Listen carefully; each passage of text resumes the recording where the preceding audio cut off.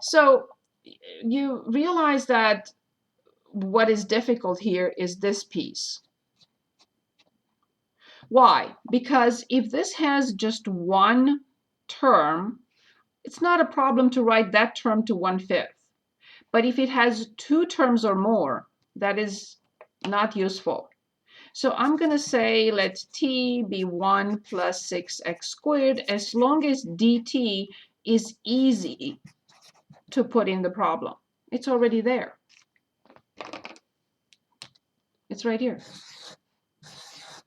This is dt.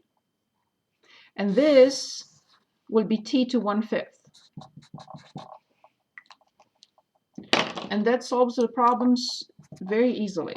So this is the integral from t to 1/5 dt. Done. This piece is t to 1/5. The 12x dx is dt.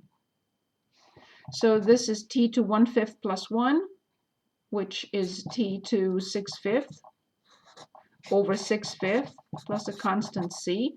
I flip because I have to, because I'm dividing by a fraction, and t is 1 plus 6x squared raised to 6/5 plus a constant c. Done.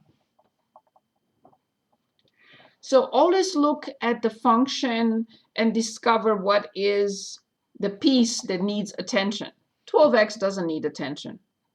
dx is not part of the function, right? So this is the differential, f of x dx, f prime of x dx.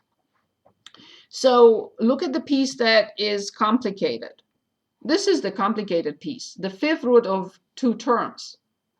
So I will denote these two terms by a different letter. But remember, this is a new function. It's not just a letter. It's a function. And you have to find the differential of this function. The differential of this function is the function prime times dx.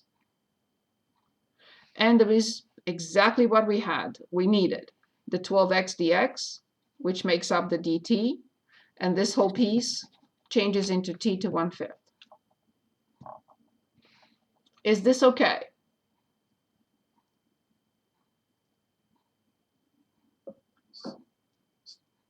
Yes.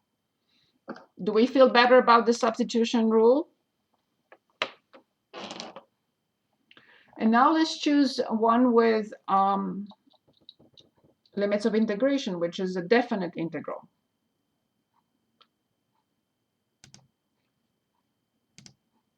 Anything you want. These are not sophisticated integrals because the sophisticated integrals are not in this section. Integration by parts, partial fraction decomposition, they're not in the course anymore. Can we do number 59? 59, very good. Let's take a look. This one, perfect.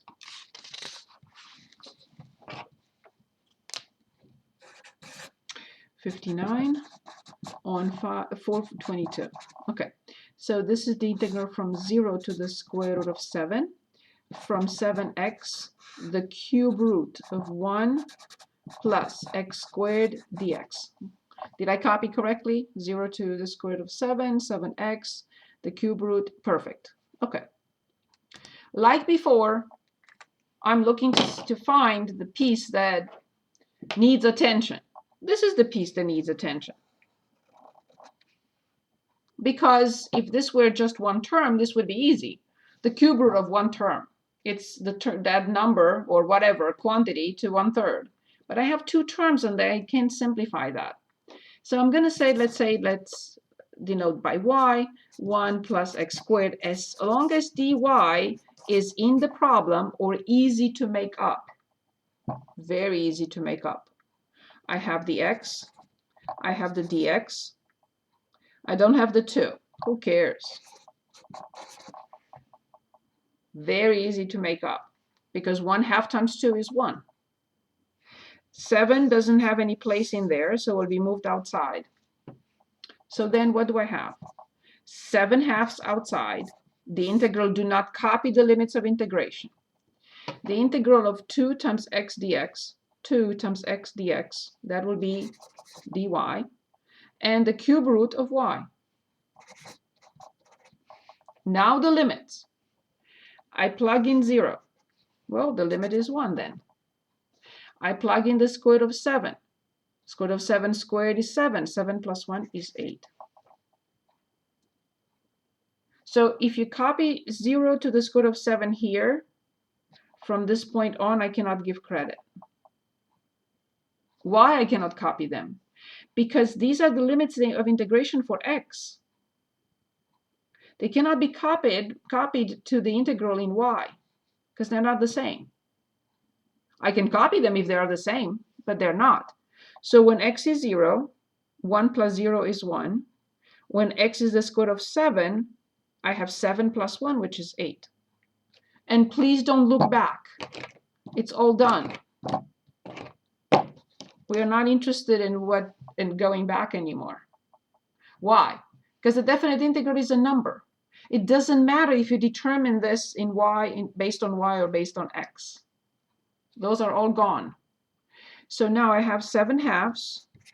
Y to 1/3 will be y to 1/3 plus 1, which is 4/3, over 4/3, evaluated from 1 to 8. I flip this, and I get 21 over 8 in front. And now I plug in 8. First, I take the cube root of 8, and I have 2. 2 to the 4th is 16. And minus when I plug in 1. So I have 21 over 8 multiplied by 15. So what is 21 times 15? So 5 and 10, 1 and 2, so 315. So this is 315 over 8.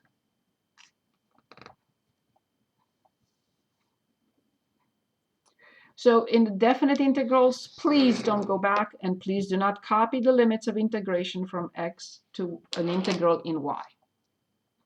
And yes, if you'd like to check, we can. I'm just going to copy that. So the integral is from 0 to the square root of 7.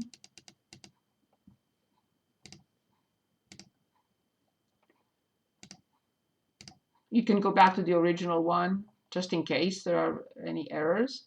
So we have 7x, so that's a 7. And that's the square root of 1 plus x squared. It's the cube root. It is the cube root, thank you.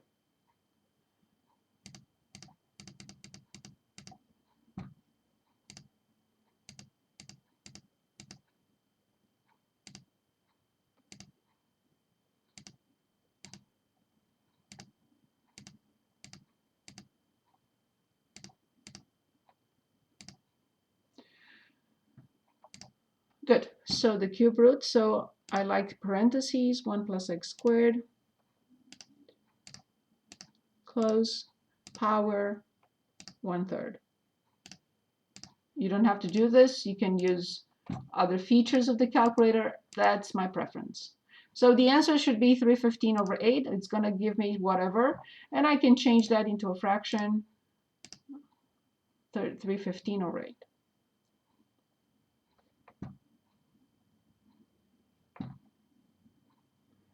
Good, very good pick.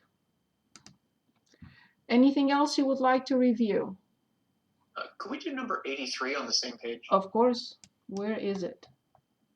Here it is. Very good. So let's copy 83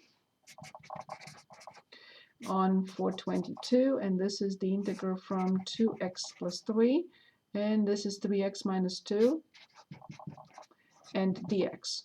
Okay. Very good point. Where is my share button? I lost you guys. Okay. Oh, I wasn't sharing my screen when I calculated that. I wasn't sharing my sharing my screen here. No, we are now. Oh I'm sorry. I'm so sorry. Sorry.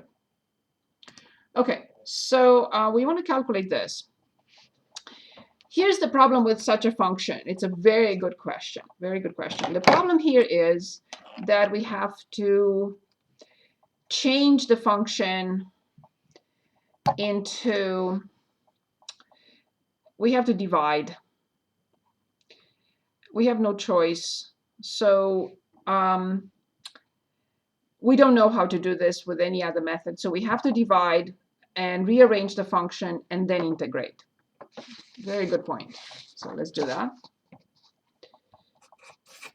So when I divide, first of all, the function now it will be like this. 2x plus 3 divided by, I will factor 3 by force, and I have x minus 2/3. Same thing. 3x is 3x. 3 times 2 over 3 is negative 2. I didn't change the function. But I will divide 2x plus 3 by x minus 2/3. Leave that 1/3 alone for now. So it's 1/3, and then I will change. I will write the answer here. So x times what is 2x, and the answer is indeed 2. 2 times x is 2x, and I subtract. 2 times negative 2/3 is negative 4/3, and I have to change the sign. I subtract 4/3. So it was negative 4/3, I have to change. It was positive 2x, I have to change. Gone. So then I have 4/3 plus 3, and 4/3 plus 3 is 3 times 3 is 9 plus 4, so this is 13 over 3. So now, this is 2 plus the remainder of 13 over 3 divided by x minus 2/3.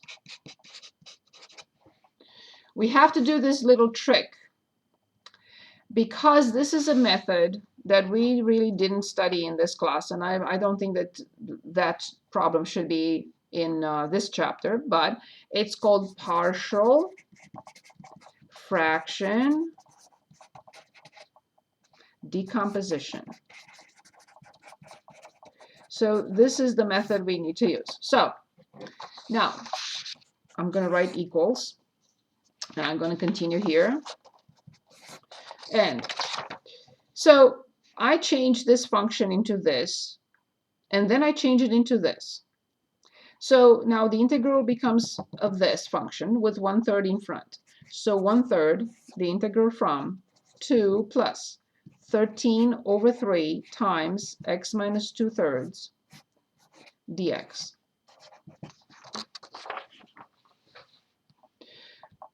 Good. Next. The first piece is very easy, right? So it's going to be 1/3 in front multiplied by 2x, because 2x prime is that. Plus, now I'm moving on to the second piece, because remember, the integral from a function plus a function is the integral from the first plus the integral from the second. When I reach the second piece, I write 13 over 9 in front, and I have the integral from 1 over x minus 2/3 dx. And finally, I have 2/3 x plus 13 over 9.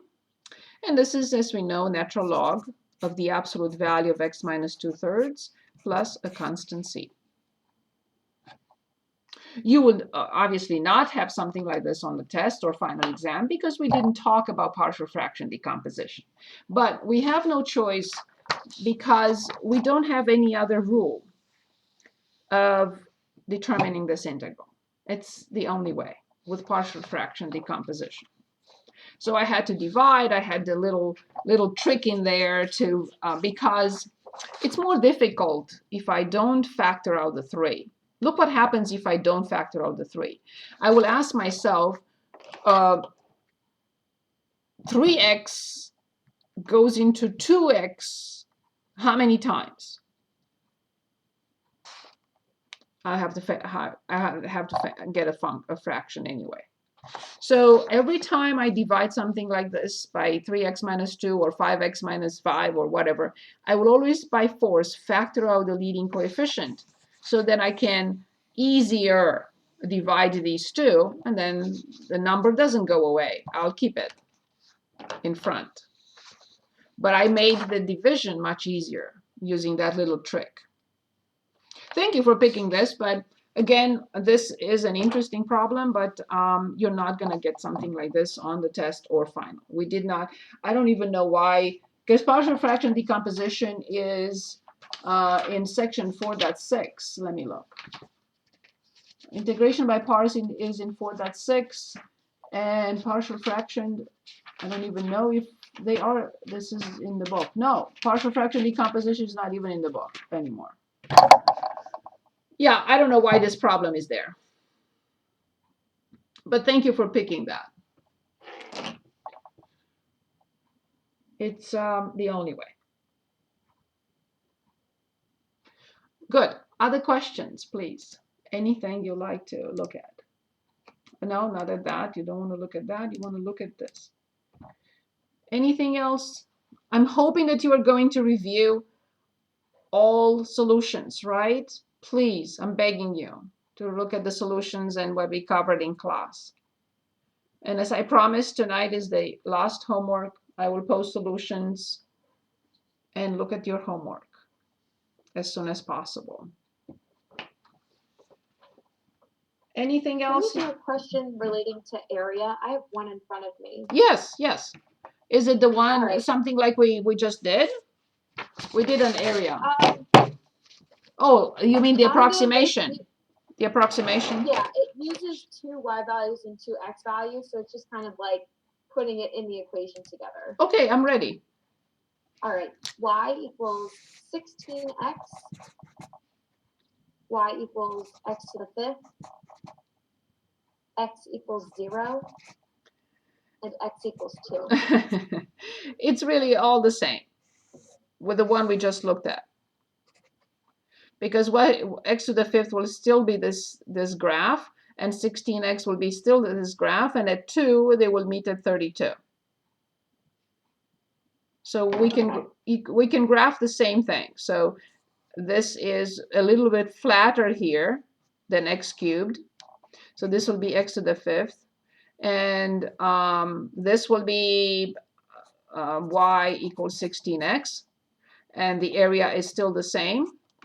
And it will be between 0 and 2 because they will meet at 2, 32. Both of them. When you plug in 2 here, you get 32. When you plug in 2 here, you get 32. It's the same with the problem that Megan asked about half an hour ago. Identical. Yep, thank you. Sure. So then the area will be the integral from 0 to 2 from the upper function minus the lower function. And that would be 16x squared over 2 minus x to the 6th over 6. From 0 to 2, lucky, we only have to plug in 2. So 16 over 2 is 8, and 8 times 4. And minus x to the 6th, so that's 2 to the 6th divided by 6. So this is 32. This is 64 divided by 6. Right, because 2 to the 5th is 32, so that's 64. And I'll simplify by 2. So then I get 96 minus 32 over 3. And what do I get? I get 64 divided by 3.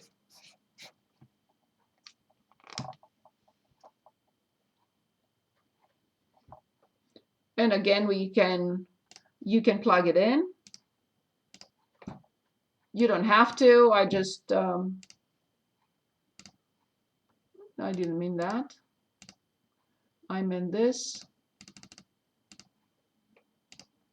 So the lower limit is 0. The upper limit is 2. 2. And then we have 16x minus x to the 5th. Oops, I didn't mean that. Minus x to the 5th. And then dx. dx. And I have to get 64 divided by 3.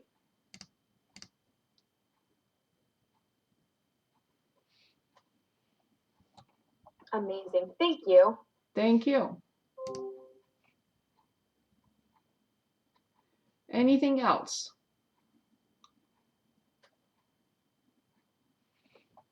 Other questions?